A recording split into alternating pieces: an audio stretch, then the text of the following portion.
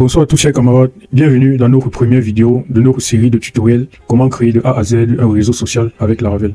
Avant de plonger dans notre tutoriel, laissez-moi vous parler un peu de Campus Connect. En effet, Campus Connect est une plateforme étudiantine réservée aux étudiants qui permet le partage des ressources académiques, que ce soit des notes de cours, des épreuves, des TD, etc. Donc, nous avons créé une communauté favorisant le partage de ressources académiques. En gros, vous n'avez plus besoin de vous remplir l'esprit avec les discussions WhatsApp, tout ça, les délégués mélangent un peu les informations, les cours, etc. Et ce qui fait que lorsque un nouvel arrivant arrive, il n'a pas accès aux précédentes données envoyées par les délégués. Alors nous avons créé une communauté favorisant le stockage et le partage de ces ressources, de telle sorte que chacun se retrouve à sa place et a ce qu'il lui faut pour réussir. Donc sur Campus Connect, vous pouvez retrouver vos cours, vos informations relatives à vos filières, à la date et à l'heure précise, les différents liens vers vos différents groupes de TD, etc. Et les communiqués importants du doyen, les communiqués généraux, etc. Donc je voudrais vous montrer comment accéder à Campus Connect et vous faire un bref résumé. Car j'avais déjà fait une vidéo présentant largement le site et comment ça marche. Vous pouvez consulter les précédentes vidéos pour savoir à peu près comment le site fonctionne. Donc pour accéder à Campus Connect, vous tapez juste Campus Connect Ngwa. Ok, quand vous tapez Campus Connect Ngwa, le premier lien, vous cliquez dessus. Et là, ça vous redirige vers notre plateforme.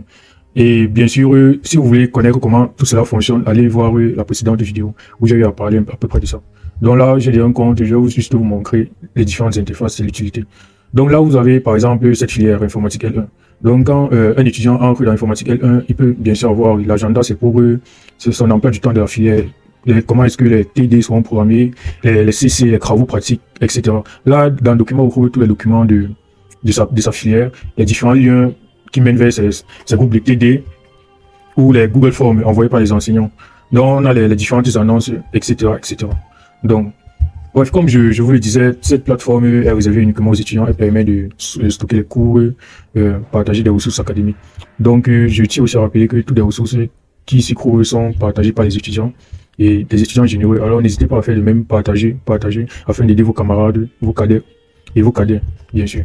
Donc là, vous avez, par exemple, sur le réseau social, vous avez un communiqué du doyen portant sur les travaux dirigés, etc. Bon, je vous laisse le plaisir de venir visiter la plateforme au cas où si vous êtes intéressé. Et n'hésitez pas à partager vos documents pour aider vos camarades. Donc nous restons ouverts. Bon, vous devez sans doute vous demander pourquoi nous avons choisi de développer un réseau social. Bon, nous avons pu constater au sein du campus la montée croissante des réseaux sociaux. On a par exemple Valide, du Quad, ou bien Amphimil et bien d'autres. Bon, et Campus Connect a donc décidé de créer son propre réseau social plus adapté à une communauté interactive, favorisant aussi le partage et l'entraide au sein du campus. Mais pas des documents, des informations, des photos, ça peut être des photos, des vidéos, des idées de projets et de rester en permanence. Alors ceux qui se demandent comment créer leur propre réseau social, que ce soit pour le fun ou pour lancer un projet pro, ce tutoriel va vous montrer comment construire de A à Z en utilisant Laravel comme technologie principale, un réseau social. Vous devez sans doute vous demander pourquoi on a choisi Laravel, pourquoi nous n'avons pas choisi des technologies comme Node.js qui à cause de sa rapidité, ou alors Python à cause de sa maniabilité. Bon, je vais vous présenter quelques avantages de Laravel avant de vous parler, d'entrer en profondeur sur ce framework. Ce que vous devez savoir avant, c'est que Laravel est un framework PHP ultra populaire et open source qui rend la création d'applications web facile et agréable. Il a été conçu pour simplifier le développement en offrant des structures claires de code, en évitant des tâches répétitives ou complexes. Parce que Laravel est déjà doté de certains modules facilement installables, préconstruits, je dois dire. Et il est aussi très simple et lisible parce que n'importe quel débutant pourra facilement s'adapter. Il a aussi un écosystème complet avec des outils. On a par exemple Eloken pour gérer les bases de données de manière fluide, Blade pour les vues. Il dispose aussi d'une grande sécurité intégrée. Et aussi à cause de sa large documentation et communauté. Donc nous avons choisi Laravel principalement à cause de son gain de temps. Parce que Laravel dispose, comme je l'ai dit plus haut, de certaines fonctionnalités prêtes à l'emploi. De sa modularité avec des package qui s'ajoute facilement, donc on peut installer certains modules sans avoir à les coder entièrement. Et aussi sa flexibilité. Bon, je ne vais pas vous parler uniquement des avantages, mais je vais vous citer un inconvénient de Laravel. Laravel est un peu gourmand en termes de ressources comparé aux autres frameworks. Mais n'empêche que Laravel reste le choix parfait si vous souhaitez développer des applications complexes en peu de temps. Et Laravel aussi s'adapte aux serveurs web actuels. Bon, dans cette première vidéo, on va installer l'écosystème, donc les différentes applications qui vont nous permettre de développer nos réseaux sociaux. Donc pas à pas, on va voir comment installer chaque application et vous faire juste une brève description. Et vu que si j'entre en détail, ça sera, nous risquons passer la nuit. Donc nous allons juste faire une brève description des applications à installer. Bon, pour cette première vidéo, on va installer GitHub Desktop et tout l'écosystème Git, Laragon pour un environnement local pour héberger notre application en local, VS Code Insider, un éditeur de code qui va bien avec Laravel, avec ses extensions, et bien sûr un navigateur web pour exécuter nos codes. Bon, commençons. La première des choses, ce sera de vous rendre sur le site Laravel pour que vous ayez un bref aperçu de ce magnifique écosystème, cette merveille de la nature, Laravel. Donc n'hésitez pas, pour accéder au site de Laravel, tapez juste Laravel sur la barre de recherche de votre navigateur et vous cliquez sur le premier lien et vous serez redirigé vers cette page. Là, vous partez sur documentation. Bon, vous avez constaté que nous sommes à la version 11 de Laravel, mais nous avons décidé de coder vers la version 10. Bon, j'ai personnellement choisi la version 10 parce que c'est la plus stable. C'est la version la plus stable et elle sera idéale pour se lancer. Et après, on pourra bien sûr faire des mises à jour. C'est très facile. Ok, là, vous avez toute la documentation de Laravel en ligne. Absolument tout. Bon, je tiens aussi à souligner que nous n'allons pas faire un cours de Laravel. Nous n'allons pas faire un cours de Laravel. Mais vous n'êtes pas obligé d'apprendre les bases parce que nous allons parcourir les bases ensemble. Vous devez juste écouter ce que je dis, faire ce que je fais et poser des questions pour mieux comprendre. Je vous expliquerai étape par étape comment est-ce que ça a été fait etc. Bon, le premier logiciel à installer pour nos applis, ça sera Laragon. Donc là, vous tapez Laragon sur votre barre de recherche. Le premier lien, vous ancrez. Ok, vous êtes redirigé vers la page de Laragon. Bon, Laragon, c'est un système de gestion de base de données un peu avancé. Laragon aussi, l'avantage avec Laragon, c'est qu'il configure automatiquement l'écosystème de développement, de telle sorte que vous vous concentrez uniquement sur le codage de votre appli sans penser au reste. Laragon configure tout à votre place. Donc c'est facile à prendre en main pour les débutants. Bon, pour télécharger Laragon, vous descendez, vous allez voir Get Start, vous cliquez, vous allez en dessous on vous montre, on vous présente Laragon, on vous présente ses avantages et tout, comment ça se prend en main, les versions de Laragon, etc. Bon, nous allons passer tout ça et nous allons directement venir à Install. Donc sur ce menu, vous voyez, on voit Install. Là, vous allez voir un lien de téléchargement, vous cliquez dessus. Ok, là, on a deux versions de Laragon, on a la version full et la version portable. La version full vient 64 bits, vient avec Apache, Nix, MySQL 8, PHP 8, Redis, Memcache, Node.js, NPM et Git, tout l'environnement. Et là, la version portable, on a PHP 5, MySQL 5, etc. Bon, nous, on va prendre la version full. Bon, j'ai déjà eu à télécharger Laragon. Là, je ne vais pas le refaire. Vous cliquez juste sur Download Laragon. Ouais. Ah, ok, patientez quelques instants. Ok, là, le téléchargement va se lancer, mais je ne vais pas retélécharger, vu que j'ai déjà Laragon. Bon, après, ce qu'on va faire, c'est, une fois que vous avez téléchargé Laragon et que vous l'avez installé, vous allez l'exécuter. Et c'est cette petite fenêtre qui va s'afficher. Donc, cette petite fenêtre que vous voyez là. Là, vous avez, ça dépend vous pouvez bien sûr, pendant l'installation, de mettre en français ou en anglais. Moi, j'ai choisi de le laisser en anglais. Donc, vous avez effectivement PHP 8.1. Bon, si vous téléchargez la dernière version, vous aurez une version plus avancée de PHP, je pense, mais ça ne va pas déranger dans notre processus de développement. Donc, vous serez toujours à la Laravel 10. Bon, là, vous avez quelques boutons. Start All, c'est pour démarrer tous les services. En démarrant tous les services, l'Aragon a configuré automatiquement votre environnement de telle sorte que vous vous concentrez uniquement sur le code. Là, vous avez pour afficher la base PHPMyAdmin. PHPMyAdmin dans le navigateur. Là, c'est pour afficher la base de données de façon sous forme de fenêtre. C'est la méthode que nous allons utiliser. Ok, là, c'est le terminal pour exécuter des commandes. Sachez que le terminal de l'Aragon, vous pouvez exécuter des commandes Git ou des commandes Windows. Okay, et le dossier par défaut pointe sur le dossier où sont sauvegardés tous vos projets. Okay. Bon, ici, c'est en appuyant sur vous êtes redirigé vers le dossier, vers où sont stockés tous vos projets. En gros, c'est ça. Bon, comme second logiciel à installer, nous allons installer GitHub Desktop. Donc, sur votre barre de GitHub Desktop, votre barre de recherche, vous tapez GitHub Desktop. Sachez que GitHub Desktop est là pour gérer le versionnement du code et aussi de permettre la collaboration au cas où vous souhaitez collaborer en équipe sur le projet. Donc, vous cliquez sur Download Git et là, le téléchargement va se lancer. Ok, la fenêtre s'affiche, je ne vais pas le télécharger. Ok, je vais vous montrer à quoi ressemble Git. C'est très facile à installer. Vous suivez les étapes, donc vous appuyez sur suivant. Si vous avez des problèmes liés à l'installation de GitHub, n'hésitez pas à le mentionner en commentaire et je vous apporterai des solutions. Bon, voici à peu près comment. Voici à peu près comment ça se présente.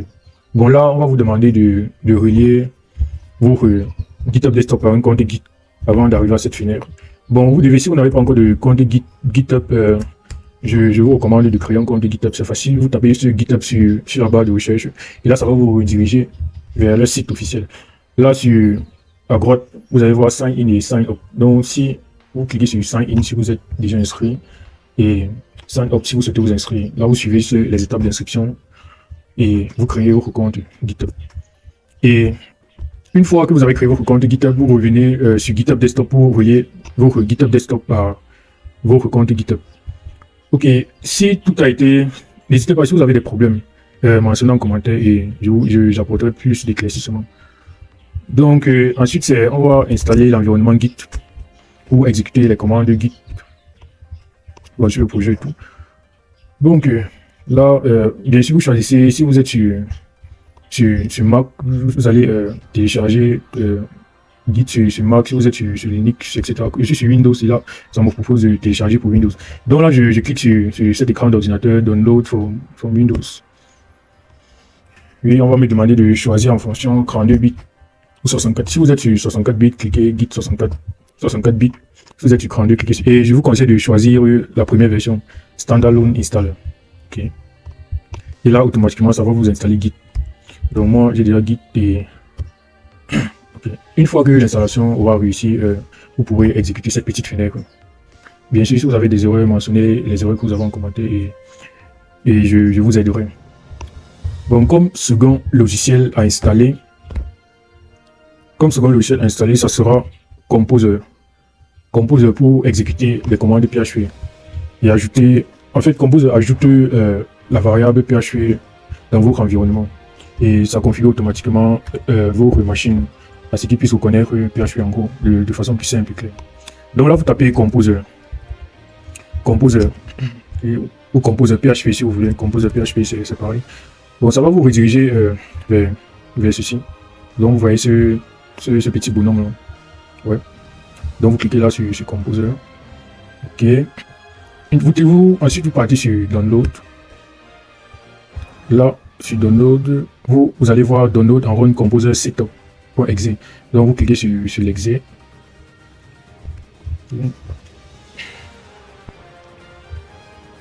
Ok, ça s'appelle justement Amiga. Je vais télécharger. Bon, là, je vais vous montrer comment installer Composer parce qu'ils sont assez délicats sur certaines machines. Voilà, j'ouvre Composer. Choisissez Install for all users. Ok. Développeur mode, non. Ne cliquez pas, cliquez sur Next. Et là, on vous demande de choisir la version de PHP. Pour choisir la version de PHP, cliquez sur Browse. Sur Browse, vous allez dans votre répertoire. C'est en fait où est le répertoire où est stocké l'Aragon. où l'argon est. Généralement, c'est dans le C, donc, là où il y a votre système. Donc, sur l'argon, vous allez sur bin, vous cherchez PHP. Et voici PHP. Vous choisissez PHP 8. Bon, la version de PHP, il y aura une seule version de PHP dans votre l'argon, c'est celle-là, vous ancrez dans le dossier. Vous choisissez cet exécutable PHP. Après, vous cliquez sur Next. OK. Bon, j'ai déjà eu installé Compose, je ne vais pas le refaire une seconde fois. Donc là, vous cliquez sur Install, automatiquement, ça va installer, bon, le script d'installation. Ça va installer automatiquement PHP et configurer les variables d'environnement et tout et tout. Et là, Finish, c'est fini. Ce qui fait, lorsque vous lancez votre terminal, vous pouvez exécuter des commandes de PHP. Donc, vous tapez sur PHP et ça vous montre la version de PHP actuelle dans votre navigateur, dans votre PC. OK, prochain logiciel installé. Ça sera Visual Studio Code Insider. Sachez, Visual Studio Code, c'est l'environnement où nous allons saisir nos lignes de code, en fait. Donc, nous allons, on peut dire quoi, mettre en place l'application en elle-même. Donc, je sais pas trop comment le dire en des termes plus clairs. Bon, vous allez comprendre. Visual Studio Code Insider. Bien, pour faire court, VS Code Insider. OK, là, vous êtes redirigé vers... On vous montre le premier lien, vous cliquez toujours sur le premier lien. Sachez que VS Code Insider, c'est un éditeur de texte, comme Sublime Text, Blocknote, WordPad, etc. Mais sauf que VS Code Insider est plus adapté pour le développement. Parce qu'il fournit des extensions pour facilement prendre des petits raccourcis et pour gagner en temps. Là, vous cliquez sur Download, Windows 10, Windows 11. Vous cliquez là. OK. OK, là, le téléchargement s'est lancé. Vous allez lancer le téléchargement. Bon, je vais vous montrer comment ça s'affiche. OK, une fois installé, c'est comme ça que votre VS Code va s'afficher. Bon, bien sûr, là, vous n'aurez rien, vous aurez juste ce qui est en haut ici. Donc, NuFile, Open Folder, c'est tout. Vous n'aurez pas clone, git, repose et tout le reste. Bon, une fois que vous avez installé VS Code, vous pouvez parcourir, bien sûr, là, si vous souhaitez ouvrir un fichier ou une nouvelle fenêtre, etc., parcourir le menu. Là, oui, sur File, cliquez sur File et venez sur Autosave pour sauvegarder automatiquement votre code. Donc, vous n'aurez pas besoin d'appuyer sur CTRL S à chaque instant. Ça enregistre automatiquement. Bon, maintenant que nous avons téléchargé VS Code, nous allons maintenant installer quelques extensions qui vont nous aider dans le code pour créer notre réseau social. Bon, pour installer des extensions, vous venez juste là, c'est, on peut dire une fenêtre Windows avec un carreau décroché. Là, vous cliquez dessus, ici, OK.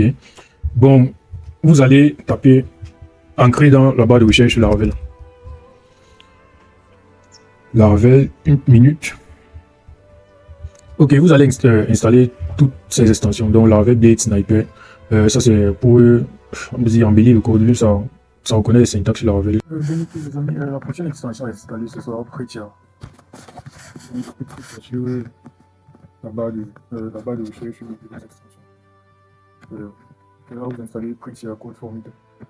C'est pour indenter le code automatiquement. Une meilleure visibilité. Donc, ça envoie la ligne, ça reste plus. Donc, je pense que c'est mais surtout d'avoir suivi cette vidéo, et je tiens à rappeler que nous n'avons pas installé Laravel parce que ce sera, je vais faire une vidéo spécialement pour ça. Donc la prochaine vidéo sera spécialement consacrée à la création de notre base principale, de notre projet. Donc nous allons installer Laravel et créer notre fichier principal de notre projet qui va héberger tous les autres modules. Donc merci de votre attention et aussi je tiens aussi à vous remercier, nous sommes déjà à 300 sur Campus Connect et je tiens aussi à vous féliciter de tous les documents partagés jusqu'à aujourd'hui. Donc je ne peux que vous encourager et vous exprimer ma gratitude. Donc, si vous pouvez, n'hésitez pas à partager les documents sur Campus Connect pour vos camarades, visiter le site et partager aussi le site à vos camarades pour qu'eux aussi en bénéficient. Donc, merci à tous de votre attention et à la prochaine vidéo.